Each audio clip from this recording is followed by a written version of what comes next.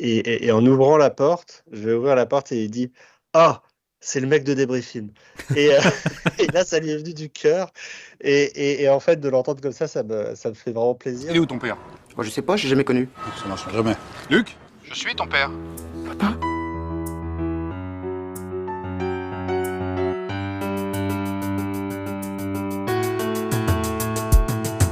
Directeur des ventes France chez Gaumont, l'instant Pur Cinéma est heureux de recevoir à l'occasion de la 36e entrevue du podcast, Aurélien Dauge. Aurélien, salut, comment ça va ? Salut Jean-Charles, ça va très bien, merci beaucoup, et toi? Ça va super, merci de m'accorder de ton temps. Enfin, ça fait quelques mois qu'on trime pour essayer de se caler un petit créneau et on a enfin réussi. Ouais, ça me fait vraiment plaisir de passer dans ton émission. Moi, c'est une émission que j'écoute régulièrement et on a en commun en plus une personne qui est passée dans ton émission l'année dernière. Donc voilà, ça fait vraiment sens. Donc je suis très content. Tout à fait, je suis heureux de t'accueillir. Et avant toute chose, sache que quelqu'un que tu connais a souhaité te laisser un petit message. Et avant même de Oula. commencer, je te propose de le découvrir. Salut Aurel et salut l'Instant Pur Ciné, c'est Julien. Donc pour vous faire un petit coucou, pour te faire un petit coucou Aurélien, qu'est-ce que je peux vous raconter? On s'est rencontrés en 2010 et ça a tout de suite matché ensemble. Voilà, on savait qu'on voulait travailler ensemble, monter quelque chose, faire quelque chose qui nous plaisait, où on allait pouvoir s'éclater. Et en 2013 est donc arrivé Débriefing. Voilà, et depuis, cette folle aventure continue encore en 2025. Je pense que c'est ça qui rend le plus fier. Et puis c'est surtout voilà, d'avoir évolué ensemble, grandi ensemble dans le cinéma. Donc voilà, c'était pour vous raconter ça rapidement, pour vous faire un petit coucou. Et puis je te dis au prochain podcast, à la prochaine émission. Et puis à très bientôt. Au revoir. Ça me touche beaucoup. Ça me touche beaucoup. C'est évidemment quelqu'un que je connais très bien parce que c'est Julien Bernard qui a créé Débriefing avec moi, comme il l'a précisé en 2013. Et avant qu'on crée ensemble ce média devenu podcast, on va dire, on avait déjà travaillé ensemble chez Universal quelque temps. Et c'est vrai que ça fait partie de ces personnes qui comptent beaucoup pour moi. Ça me touche beaucoup que tu aies eu la chance de l'avoir par téléphone. Pour l'heure, c'est l'instant rencontre. Il est bizarre ce sol. Il est pas palpable. C'est par où? Bonjour.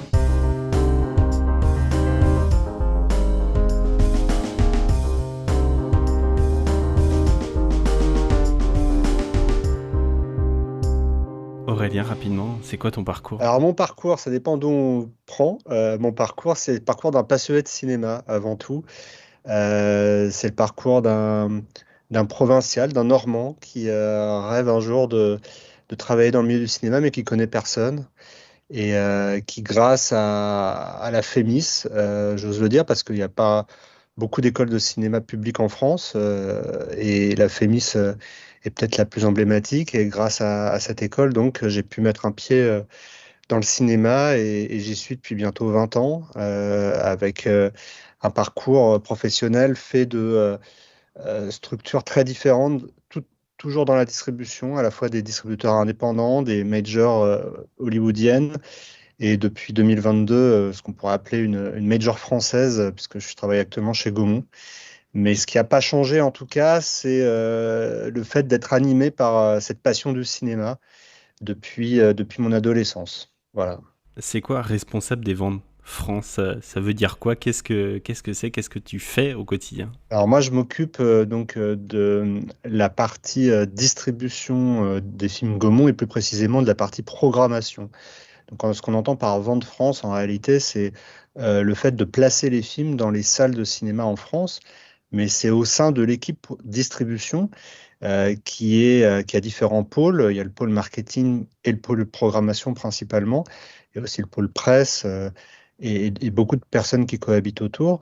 Mais pour ma partie, je suis à la tête d'une équipe de 5 personnes et on a pour but de déterminer les meilleures conditions de sortie d'un film Gaumont, donc à quelle date, dans quelle salle, et essayer de se battre pour qu'il fasse le maximum d'entrées le plus longtemps possible. J'ai tendance à dire que c'est un peu euh, un métier dans lequel on essaye de se mettre à la place des futurs spectateurs d'un film et qu'on doit tout faire pour que quelqu'un qui ait envie d'aller voir le film grâce au travail de mes collègues du marketing puisse y aller et ne soit pas entravé par le fait, par exemple, qu'il n'y ait plus assez de séances ou qu'il n'y ait pas la bonne salle.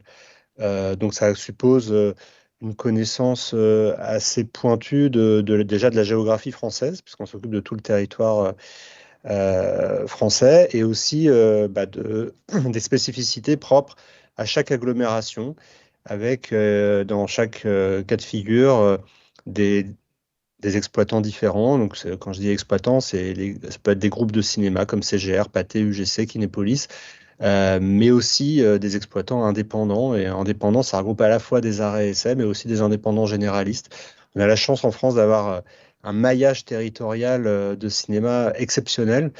Et notre but, c'est de le faire vivre au travers de nos films. Et comment justement on choisit la bonne date de sortie pour un film?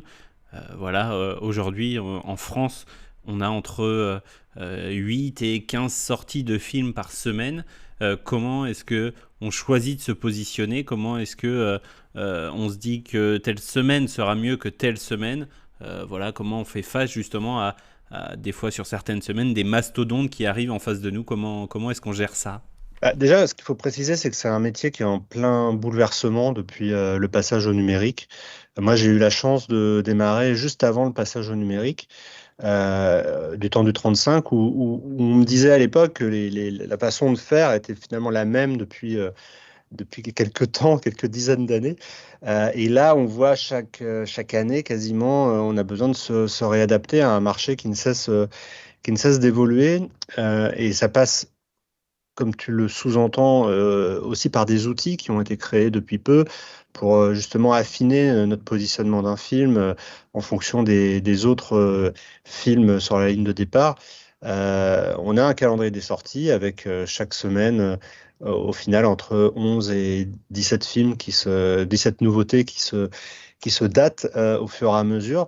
Après, c'est aussi ce qu'il faut avoir en tête, c'est que chaque film a sa logique et chaque film a aussi sa temporalité.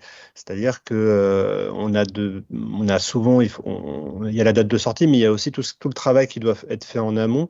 Et par là, j'entends bien sûr tout le travail du marketing avec qui on collabore étroitement au niveau de la programmation, puisque c'est vraiment, encore une fois, un travail d'équipe qu'on fait à la distribution. Et il faut que nous, on amène auprès du public et auprès des salles de cinéma l'envie du film. Alors, ça peut paraître un peu présomptueux de dire ça, mais créer le désir et créer l'événement autour de la sortie d'un film. Donc, c'est ça le double enjeu, on va dire. Et ce choix de la date, il est effectivement il est capital, mais il est aussi raisonné en fonction de notre capacité à cette date-là, pouvoir à la fois porter le film à une envie maximale auprès des spectateurs et créer un événement qui sera le plus retentissant possible par rapport à ce qu'est le film. Puisqu'évidemment, chaque film a aussi son périmètre de diffusion qui lui est propre. On ne sort pas de la même façon un film sur 150 copies qu'un film sur 600. Et tout ça doit être pris en compte dans un environnement concurrentiel où, encore une fois, il faut évidemment essayer d'être assez malin pour trouver des bonnes opportunités. Mais on se trompe régulièrement et de temps en temps, il y a des belles surprises. Débriefing, podcast inédit et essentiel dans l'industrie. En France, vous débriefez chaque semaine donc, des chiffres du cinéma en France et dans le monde. Comment cette idée germe, cette passion pour les chiffres, et comment on l'entretient depuis plus de 10 ans maintenant? Je disais tout à l'heure que j'ai eu la chance d'aller à la FEMIS. Et moi, quand j'étais étudiant à la fin des années 2000 là-bas, j'avais chaque jour un intervenant du secteur qui venait et ça m'avait fait un choc parce que je lisais déjà des magazines de cinéma depuis une bonne dizaine d'années et j'avais le sentiment de tout redécouvrir parce que au fond les personnes de ce secteur ne sont pas toujours mises en avant. L'idée de Débriefing, elle est née d'ici, en fait. Elle est née du fait de vouloir mettre en avant des gens qui sont pas forcément au premier plan quand on écoute les médias, et en même temps qui font que ce que je disais tout à l'heure sur l'événement sortie de film euh, est ce qu'il est, quoi. C'est-à-dire qu'en gros, ceux qui sont dans les coulisses de cette création d'événements, c'est des gens importants, et aussi, bah, évidemment, tous ceux qui en relayent les derniers relais du film, que sont les exploitants. Enfin voilà, j'avais cette envie de mettre le secteur en avant et aussi de laisser une trace, parce que mine de rien, c'est un secteur dans lequel on passe très vite d'une sortie à l'autre, d'un mercredi à l'autre, et où on oublie parfois assez vite aussi le travail effectué par bon nombre de personnes pour justement créer un événement autour des sorties de films. Donc moi, c'est venu de là, et au départ, ça ne savait pas du tout la vocation comment dire, d'être la référence du 9h des Halles. Moi, c'était surtout, parce que c'est vrai qu'on s'est fait connaître grâce au 9h des Halles, mais c'était surtout à l'époque, déjà en 2013, l'envie de faire un podcast. J'écoutais un podcast à l'époque sur le milieu des jeux vidéo, et il y avait une façon de parler du business du jeu vidéo et de la façon dont il sortait, et des éditeurs, qui me plaisait beaucoup, et je trouvais que ça manquait dans le cinéma. Et donc j'ai voulu aussi aller dans ce sens-là, et rendre accessible une petite communauté un peu méconnue du grand public. Et puis en fait, de fil en aiguille, on est passé d'un site avec des informations et des rubriques régulières, dans lequel il y avait de temps en temps un podcast, à une page Facebook, à un compte Instagram, et après, derrière, à un podcast plus régulier depuis quelques années maintenant. Et maintenant, c'est essentiellement un podcast et un compte Instagram. Donc voilà, les choses ont évolué aussi en fonction des usages. Tu es un peu une sorte de filtre entre les films et le public. Est-ce que tu ressens cette responsabilité comme un pouvoir, une charge, une forme de transmission? Est-ce que voilà, il y a un acte de conviction ou de compromis dans les différents choix de l'équipe de programmation chez Gaumont? Alors, il y a un mot qui me frappe dans ce que tu as dit, c'est transmission. Moi, dans une autre vie, je suis professeur. Toute ma famille est dans l'enseignement, et j'ai baigné là-dedans. Et je pense que si j'avais pas eu cette chance de pouvoir vivre de ma passion, j'aurais certainement développé d'autres compétences du côté de l'enseignement. Moi, c'est quelque chose qui me tient beaucoup à cœur. Et d'ailleurs, c'est comme ça que j'envisageais la distribution au tout début. C'était à la fois une transmission de désir, parce que voilà, on a envie de défendre un film, on a envie que le public l'aime, et, euh, et aussi une transmission d'un film fait déjà par tout un tas de personnes, par, évidemment avec le réalisateur et le scénariste avant cela, mais au-delà de ça, ce qui m'intéresse, c'est cette idée que tu as énormément de monde qui a travaillé sur un film, et que d'un coup, on se retrouve avec cet objet entre les mains, et qu'on doit on va dire, l'habiller de la plus belle des manières, et le mettre le plus en valeur possible, pour que derrière, on ait envie de le dévorer. Et ça me plaisait bien, ce rôle-là. Après, c'est un rôle qui, alors, dans le cadre de mon travail chez Gaumont, on a, et c'est d'ailleurs aussi le cadre de mon travail en tant que distributeur tout court, c'est qu'on est souvent face à un choix de film euh, qui nous tombe dessus, si j'ose dire, et avec lequel on doit faire les choses. On n'aime pas forcément, ça m'est arrivé de sortir dans ma carrière chez d'autres distributeurs des films que j'avais pu ne pas aimer. Et c'est aussi là un travail stimulant d'essayer de donner envie sur quelque chose qui, nous, ne nous convient pas, ou en tout cas sur lequel on peut avoir des réserves, et qui peut plaire à d'autres, ou qui peut trouver un intérêt et un sens dans l'économie globale du cinéma. Donc voilà, moi, je trouve que c'est ça qui est assez passionnant avec ce travail, c'est que on se retrouve à chaque fois avec des objets singuliers. On le dit souvent, hein, le cinéma est une industrie de prototypes qui ont à voir avec l'art et l'industrie, forcément, et qui, en même temps, voilà, sont pour nous des sujets de réflexion et qui peuvent s'étendre sur plusieurs mois pour essayer de trouver, parce que, encore une fois, on n'y arrive pas toujours, la bonne formule pour l'amener auprès du public. C'est ça, c'est ce qui est le plus dur, c'est qu'il n'y a pas de recette, quoi. Ce qui marche pour un film ne marchera pas forcément pour un autre. Ouais, il faut surtout se dire ça, qu'il n'y a jamais de recette. Si on commence à penser qu'il y a une recette, derrière, on est vite déçu. Il semble, Aurélien, que quelqu'un ait à nouveau eu envie de te laisser un petit message Oula. que je te laisse découvrir. Coucou Aurélien, j'espère que tu vas bien, c'est Arthur. J'ai été contacté par l'Instant Pur Cinéma pour partager quelques anecdotes te concernant. Donc ça m'a fait sourire parce que je sais que le partage d'anecdotes, c'est un exercice dont tu es maître. J'ai bien évidemment énormément de choses qui me viennent en tête, à commencer par notre passion commune pour le format vidéo. Je voulais également revenir sur notre première rencontre, comment grâce à toi, moi petit étudiant, j'ai pu avoir un échange avec Alain Chabat dans le cadre d'une vidéo du 9h des Halles de Débrief Film. Débrief Film dont j'ai rejoint l'aventure quelques années après. Et je te suis bien évidemment extrêmement encore reconnaissant et je suis très fier de faire partie de cette famille. Je voulais revenir aussi sur notre séance de Abyss en 70 mm à la Cinémathèque qui a été une véritable expérience pour moi. Et puis je voulais encore une fois te remercier très sincèrement sur la manière dont tu m'as formé avec passion au métier que j'exerce aujourd'hui. Parfois même si ça a duré jusque 21h après des lundis très denses. Donc voilà, merci pour tout Aurélien et puis on se dit à très vite j'espère. Alors, je reconnais évidemment la voix, il s'agit d'Arthur Pawlowski qui fait partie de cette équipe Débrief Film. Je tiens d'ailleurs à rappeler, parce qu'on l'a pas cité, et je pense que c'est aussi le moment que cette aventure autour de Débrief Film n'aurait pas été possible sans Lionel Guénoun, que tu as interviewé l'an passé, quelques semaines avant sa mort, qui nous a tous profondément affectés. Mais c'est grâce à lui qu'on a pu avoir le matériel et qui m'a poussé vraiment à développer ce concept. Et parce que c'est bien d'avoir des idées, mais il faut aussi avoir les bonnes personnes pour nous accompagner.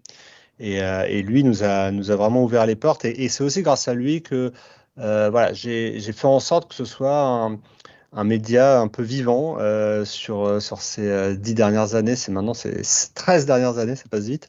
Mais et au cours de cette vie-là, il y a eu pas mal de personnes qui sont venues dans l'aventure, d'autres qui sont parties parce que ça demande de la régularité, parce que ça demande voilà, de la passion constante. Et puis on a tous aussi des impératifs parfois qui nous empêchent de nous investir pleinement. Mais Arthur fait partie de ceux qui, et j'en suis très fier, étaient dans une école de cinéma aussi, en l'occurrence l'ESRA, et qui était auditeur de Débrief Film ou lecteur avant de faire partie de l'aventure. Et effectivement, quand on s'est croisés, c'était à l'occasion d'un 9h des Halles.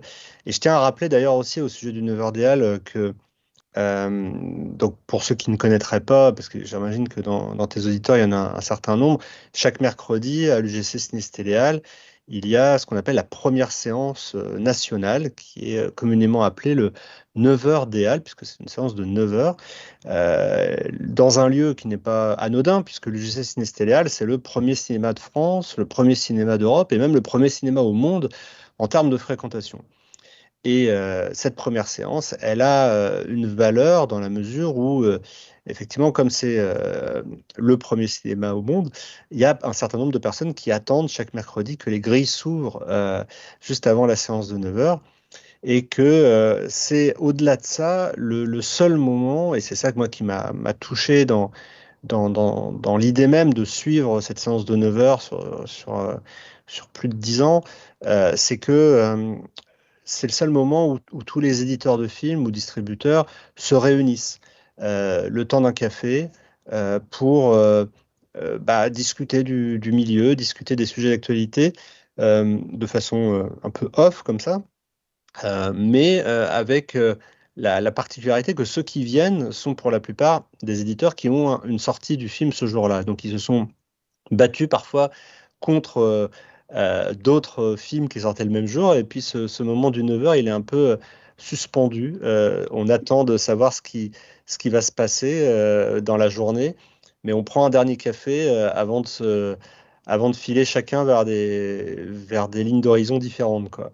Et c'est ça qui est extrêmement touchant, et je pense que c'est un moment vraiment de convivialité, et en même temps où peut-être l'acmé de la préparation d'un film, ce truc où on se dit que voilà, tout a été fait, on va lâcher le film et maintenant il va exister tout seul. Et c'est ce mélange des genres un peu, avec à la fois aussi parfois ce qu'on appelle les talents, donc les acteurs, les réalisateurs, les actrices ou les réalisatrices qui viennent pour aussi, parce qu'ils n'ont peut-être pas dormi de la nuit et parce qu'ils ont envie de voir ce qui va se passer, et juste avant que ça démarre. Et donc, c'est dans ce cadre-là qu'un jour, Arthur est venu avec son école, parce que c'était aussi un moyen pour l'ESRA, comme pour la FEMIS d'ailleurs, de mettre en avant ce moment important de l'exploitation d'un film. Et plutôt symboliquement important, pas forcément important en tant que tel, mais symboliquement important. Et de là, on s'était retrouvé ce jour-là à être avec Alain Chabat pour un film qui d'ailleurs est un film sorti par Gaumont, dans une société dans laquelle je n'étais pas à l'époque, c'était Santa et compagnie. Donc, belle histoire, voilà. Je suis parti dans très très loin, mais ça a resitué les choses. Carrément, tu fais bien. Et donc, pour contextualiser encore un petit peu plus, voilà, ce 9h des Halles, donc ça comptabilise le nombre d'entrées qui est fait pour chaque film lors de la sortie de ces films-là, chaque mercredi. Et pour donner une ligne de raison, donc c'est une séance à 9h et il y a en moyenne entre 250 et 400, 500, 600 personnes des fois même qui viennent pour ces séances du 9h, et c'est assez fou de se dire qu'à 9h, il y a 600 personnes qui sont déjà, au moins 600 personnes qui sont allées aux premières séances au Hall à Paris. Donc c'est assez gigantesque de voir ces films-là. Oui, un mauvais 9h, c'est autour de 300. Et un bon 9h, c'est plus de 500. Mais donc effectivement, on est toujours impressionné par ça. Et même si, alors, certains veulent extrapoler à partir du chiffre de 9h, ça, c'est pas raisonnable, il faut dire, parce qu'il y a trop de paramètres, encore plus aujourd'hui qu'avant, qui rentrent en ligne de compte. Mais néanmoins, quand on voit qu'un film démarre fort à 9h, c'est déjà très bon signe, et ça donne une bonne impulsion pour la journée. Place à la séquence express. Rassurez-vous, Madame Bourdelle, c'est français, c'est la police française.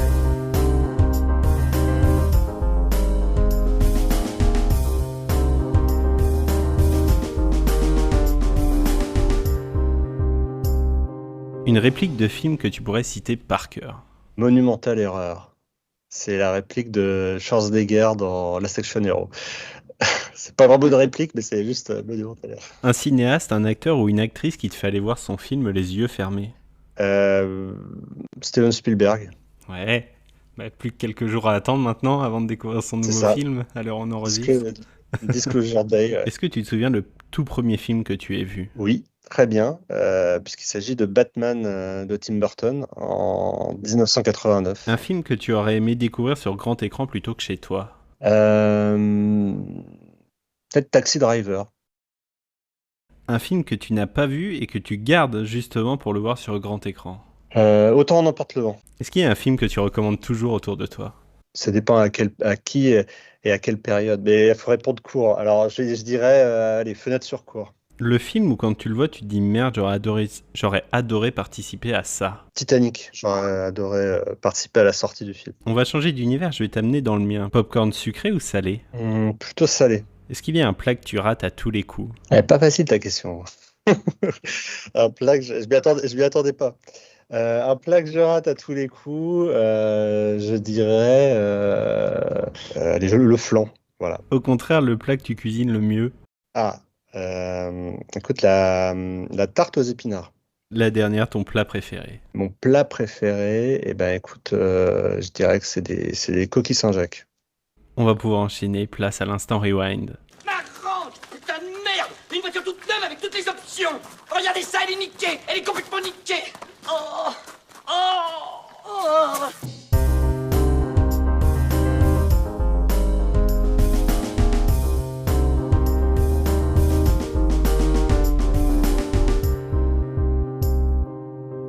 J'étudiais tous leurs trucs d'attardé. Cela dit, j'ai toujours trouvé que le principe d'observer si l'on s'en tient qu'à ça est un chouïa rudimentaire. Il faut parfois descendre au fond de la mine, chercher le filon émotionnel, et là atteindre la source même de la douleur, pour mieux la vivre. Tu vois. Donc je t'ai demandé pendant la préparation de cette entrevue des films qui t'ont marqué ou qui ont marqué ton parcours. Je te laisse expliquer donc en quoi ce film a été marquant et on commence avec Tonnerre sous les tropiques de Ben Stiller en 2008. Écoute, c'est le premier film sur lequel j'ai vraiment travaillé. C'est-à-dire que j'étais à l'époque humble stagiaire chez Paramount Pictures France, mais j'ai suivi toute la préparation, tout le travail fait sur le film du début à la fin. Et je m'occupais, si tu veux tout savoir, de la localisation française des faux sites liés aux faux films qu'il y a dans le film. Et je suivais, moi j'étais à l'époque ce qu'on appelle aujourd'hui le département digital, ça s'appelait à l'époque marketing, internet et nouveaux médias. Et donc je voyais passer toutes les OP qu'il y avait sur le film. Et pour la petite histoire, pourquoi est-ce que j'ai parlé de ce film, enfin, pourquoi j'ai choisi ce film, c'était pas évident d'en sélectionner, mais non seulement parce que c'était le premier sur lequel j'ai travaillé vraiment, mais surtout parce que je me souviens d'un midi où tout le monde était parti déjeuner, où j'étais tout seul au bureau, et où le producteur de Tonnerre sous les tropiques débarque. Il devait avoir rendez-vous avec quelqu'un d'important. Il débarque et je me retrouve à devoir lui expliquer dans un anglais approximatif ce que j'étais en train de faire sur le film et combien j'avais adoré le film. Donc voilà, c'est un souvenir assez marquant, au-delà du fait que je l'adore et que Ben Stiller en tant que réalisateur, que ce soit pour des films ou des séries comme Severance sur Apple TV, c'est vraiment quelqu'un de très talentueux. Pourquoi c'est pas annoncé par Grisham? Ouais. Et à quoi rime ce sourire stupide? La vie m'a toujours souri. Batman de Tim Burton en 89, tu en as dit un petit mot tout à l'heure. Ouais, parce que c'est là que tout a commencé. Enfin, faut imaginer que j'avais à l'époque 5 ans et demi. Et rétrospectivement, je me dis, est-ce que c'était une bonne chose d'y aller à 5 ans et demi? J'ai envie de dire oui, parce que ça m'a profondément marqué, ça m'a même changé ma vie. C'était un choc esthétique. Et je me souviens très bien, j'étais allé avec mon père, et mon père, dans la file d'attente, me demande si je suis sûr de ne pas vouloir voir plutôt Astérix. Il y avait un Astérix, je sais pas, chez les Bretons ou quelque chose comme ça. Et je me souviens de ce choix affirmé. C'est le premier film que j'ai choisi d'aller voir, en fait, plus exactement. Je sais pas, peut-être que j'en ai vu avant, mais le fait de l'avoir choisi et le sentiment dans la salle à l'arrivée c'est une petite salle en plus dans un cinéma du Havre. Et le sentiment de voir Batman arriver, il y avait d'autres enfants qui criaient à ce moment-là dans la salle. Enfin voilà, ça a créé quelque chose d'être très très fort, et à tel point que par la suite, j'ai retrouvé un cahier où j'avais griffonné des scènes du film qui m'avaient marqué. Et j'étais en dernière année de maternelle, donc c'est aussi un moment où les choses sont pas encore faites, mais c'est certain que ça m'a bouleversé. Voilà. I'm your daddy, and it's my job to take care of you, okay? Les bêtes du Sud sauvage en 2012. Ouais, alors premier long métrage d'un réalisateur qui s'appelle Ben Zetlin. Les bêtes du Sud sauvage, je travaillais alors chez ARP Sélection. C'était mon premier CDI à ARP Sélection, société dirigée par Laurent Pétain et Michel Alberstadt. Et les bêtes du Sud sauvage, c'est pour moi la quintessence de ce qu'on a appelé le film indépendant américain, en tout cas qui est né avec Sundance et qui s'est développé par la suite avec un film qui a gagné à la fois le Grand Prix à Sundance, puis la Caméra d'Or à Cannes, Et de sortir un film comme celui-ci, c'était formidable parce qu'on avait eu la chance de vivre tout le parcours du film de Cannes jusqu'à la sortie en décembre de la même année, en 2012. On était passé aussi par le festival de Deauville et on sentait comme ça une envie de monter sur le film. Il y avait quelque chose vraiment de magique et c'est merveilleux parce que c'est vrai aussi, j'ai choisi ce film-là parce que le cinéma indépendant américain, c'est un des cinémas qui est moins facile à exploiter en France. Je veux dire par là que aujourd'hui, c'est pas un hasard si beaucoup de ces films-là se retrouvent sur les plateformes parce que les minimums garantis imposés aux éditeurs de films sont extrêmement élevés et que par ailleurs, il n'y a pas beaucoup d'aide pour diffuser ces films-là. Donc, il y a un pari assez important qui est pris par les éditeurs qui sortent ce type de cinéma. Et en 2012, c'était encore un marché un peu florissant, hein. Il y avait aussi, on s'en souvient, la Fox, qui avait Fox Searchlight, qui était très développée. Et bon, bah voilà, c'était une sorte d'épiphanie, cette sortie. C'était vraiment merveilleux. Et tous ceux qui voyaient le film étaient émerveillés par ce film. Et c'est aussi une façon de mettre en avant un réalisateur qui, malheureusement, n'a pas concrétisé les espoirs en lui. Thierry Frémaux, au moment de la présentation à Cannes de ce film, avait dit à l'époque que ça lui rappelait le début de Soderbergh, qui avait aussi connu Sundance avant d'arriver à Cannes et lui de remporter carrément la Palme d'Or. Mais là, c'est vrai qu'on était face à un film qui pouvait laisser penser qu'il allait avoir une grande carrière derrière. Et pour l'instant, peut-être aussi à cause de ce système hollywoodien très particulier depuis une quinzaine d'années, mais il n'a pas encore pu remontrer tous ses talents. Donc c'est un film qui a pas mal compté. Ouais. Allô? Oiseaux d'un même nid, gorées d'une même portée, le chat et la souris, comme moi, vont jouer. Très joli. En vert en plus. Pourquoi est-ce que ça s'en est occupé? À qui téléphoniez-vous? À SOS Zinzin. Tu as tort de plaisanter, John. C'est une cabine publique, qu'est-ce que tu veux que je te dise? Une journée en enfer, Die Hard 3 de McTiernan en 95. J'aime bien que tu sois pas dans la chronologie, ça permet un peu de chambouler les choses. Oui, Die Hard 3, 95, en fait, l'été 95, c'est pour moi un été particulier parce que c'est le début de ma cinéphilie. Euh, Moi, j'encourage ceux qui nous écoutent, celles et ceux qui nous écoutent, à vraiment faire confiance aux films qu'ils aiment et à pas se retrouver dans des chapelles de type ah, t'as pas vu ce film-là, c'est une catastrophe, ou ah là là, si t'aimes ce film-là, tu peux pas aimer tel ou tel autre type de film. J'ai beaucoup vécu ça dans mon parcours, y compris d'ailleurs dans le milieu de la distribution, hein. Il y a aussi certains moments où on se retrouve avec des gens qui parlent de gros et de petits distributeurs dans des sens où faut pas. Alors qu'on on a tous souvent la même passion.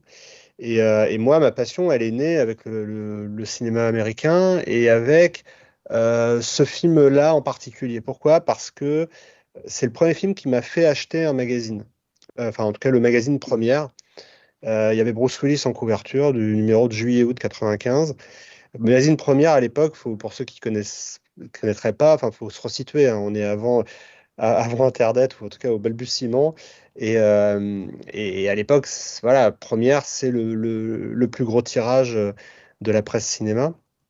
Et il y avait de mise en avant ce film qui faisait suite à un film qui tournait beaucoup dans ma famille, hein, qui était Piège de cristal.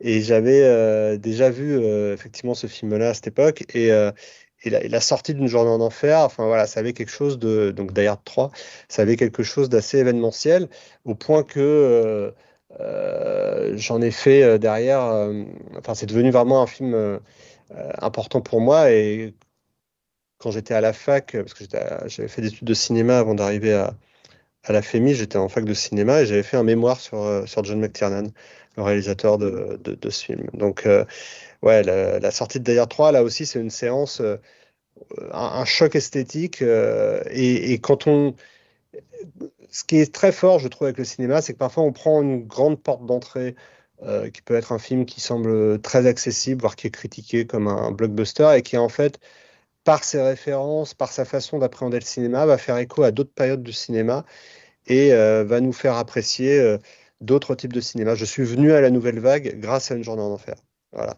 C'est-à-dire, concrètement, j'ai trouvé mon compte dans les premiers films de la Nouvelle Vague parce que j'avais adoré Une journée en enfer. Et après, quand on se met à étudier Joe McTiernan et qu'on comprend que lui-même, son film préféré, c'était La Nuit américaine de Truffaut et qu'il l'a revu et revu sans discontinu pendant 2 jours pour essayer de comprendre comment c'était fait, tout finit par faire sens en fait. Et voilà, donc faut pas partir d'a priori et se laisser guider par son ressenti. Et pour terminer donc, juste une illusion de Toledano Nakash cette année en 2026. Écoute, alors c'est le dernier film que j'ai eu la chance de sortir là chez Gaumont, c'était au mois d'avril et je voulais absolument le mettre dans ces 5 films que tu m'as demandé. C'est très dur, choisir 5 films, mais parce que déjà d'une part c'est le plus gros succès depuis que je suis arrivé chez Gaumont et donc aussi le plus gros succès depuis que je suis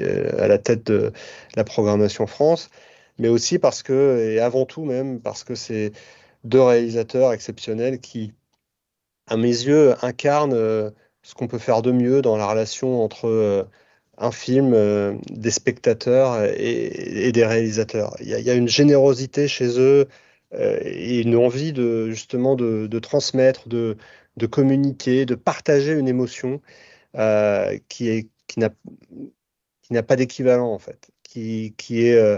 Moi, le jour de la sortie, on s'est donné un petit défi, c'était de faire 10 salles parisiennes, d'être dans 10 salles le jour de la sortie, un vrai marathon.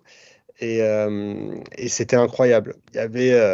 Moi, j'adore ce côté événement, sortie de film. Et quand on est avec eux, voilà, on sent qu'ils vibrent avec nous. Et le public les suit un peu comme des rockstars, quoi. C'est ça qui est exceptionnel. Et avant ça, on a fait une formidable tournée qu'on a montée en un temps record. Et je dis formidable parce qu'on a reçu vraiment un accueil du public incroyable et des exploitants, parce que c'est ça aussi qui a fait leur force, c'est qu'ils ont une façon de se mettre au service de chaque salle qui là aussi est incroyable. Et c'est pas pour rien qu'ils ont cette carrière et que le film là, a totalisé à date quasiment 1 900 000 entrées. C'est vraiment voilà, c'est un régal de travailler avec eux. Ça fait vraiment partie de ces films où quand on les sort, on se dit qu'on est heureux d'avoir choisi ce métier comme activité principale. Eh bien écoute, il est déjà l'heure de se quitter, on passe à l'instant remerciement. Merci. Merci. Faut goûter.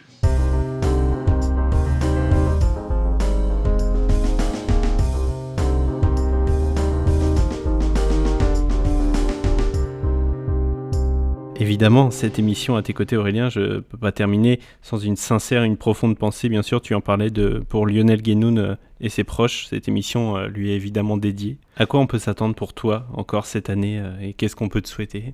Écoute, je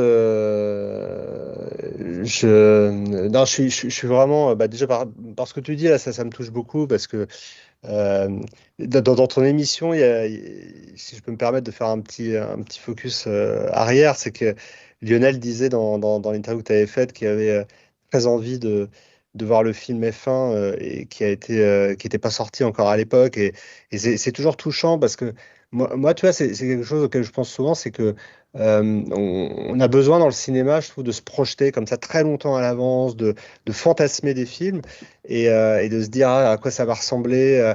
Et moi, voilà, on sait qu'un film, c'est fragile, c'est-à-dire ça peut dépendre évidemment de notre parcours à nous, mais ça peut aussi dépendre, on l'a vu au moment du Covid, d'une épidémie qui contrarie les plans de tout le monde, ou même, on l'a vu encore plus récemment, de rachat de studios par d'autres.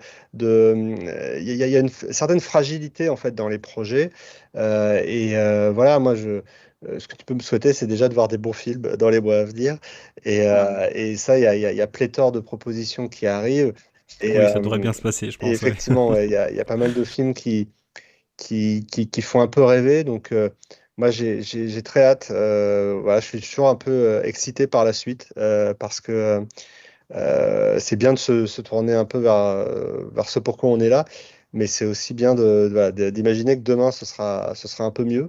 Donc là, on a, à titre professionnel, on a une fin d'année qui va être marquée par la sortie de 3 films chez Gaumont. Le nouveau film d'Éric Judor, le nouveau film qui s'appelle Le Roi du Game, le nouveau film de Stéphane Brisé, qui s'appelle Un bon petit soldat, et également le film L'affaire Marie-Claire, qui était présenté à Cannes en séance spéciale et qui a reçu un très bon accueil. Donc déjà, bon, si on peut avoir 3 succès, moi je serais très content. Et puis au niveau de Débris Film, moi j'espère aussi que on va pouvoir développer d'autres podcasts. D'ailleurs, je l'annonce un peu en exclusivité chez toi, mais là, non, mais parce que je peux pas m'empêcher, vu que derrière il y a des DVD, j'aimerais vraiment beaucoup faire un podcast sur le support physique, ou en tout cas voilà, mettre en avant le support physique. Ce qu'on appelle support physique, pour ceux qui ne connaîtraient pas, c'est donc les DVD, les Blu-ray, les 4K. Et je suis très attaché en fait à ce travail aussi éditorial sur ce qui peut rester entre nos mains de l'expérience cinéma. Donc voilà, donc c'est plein de choses en fait pour la suite de cette année. Trop bien, génial. Bah écoute, moi je te souhaite le meilleur et sache que tu as du coup déjà un auditeur pour ce nouveau podcast. Je le suivrai avec attention. Je ne manquerai pas de te joindre à l'occasion. Mais vraiment, merci et bravo pour ce que tu fais, parce que ça montre aussi, tu disais tout à l'heure, tu as une autre activité dans la restauration et on peut comme ça conjuguer restauration et cinéma. Les deux vont très bien ensemble. Donc vraiment bravo pour tout ce que tu fais. Merci beaucoup, ça va droit au cœur. Sache qu'un dernier message m'est parvenu pour toi. Ce n'est que surprise.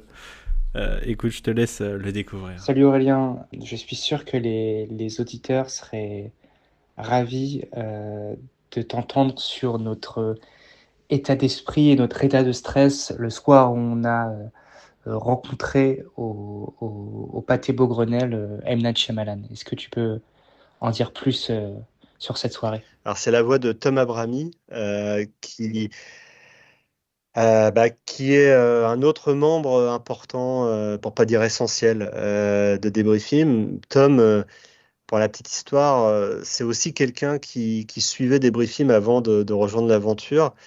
Et il se trouve qu'à l'époque, quand on s'est rencontrés, j'étais chez Happiness Distribution, un distributeur qui n'existe plus aujourd'hui, et que je l'auditionnais comme possible stagiaire. Et en ouvrant la porte, je vais ouvrir la porte et il dit « Ah, c'est le mec de Débris Film ». Et là, ça lui est venu du cœur. Et en fait, de l'entendre comme ça me fait vraiment plaisir. Et effectivement, on a vécu vraiment un moment merveilleux quand il y a eu plusieurs moments merveilleux, mais notamment celui où on a rencontré M. Night Shyamalan, qui est un de mes grands réalisateurs fétiches. On a eu un entretien avec lui au moment de la sortie de Knock at the Cabin. Et c'était au Pâté Beaugrenelle, et c'était grâce à Universal Pictures France.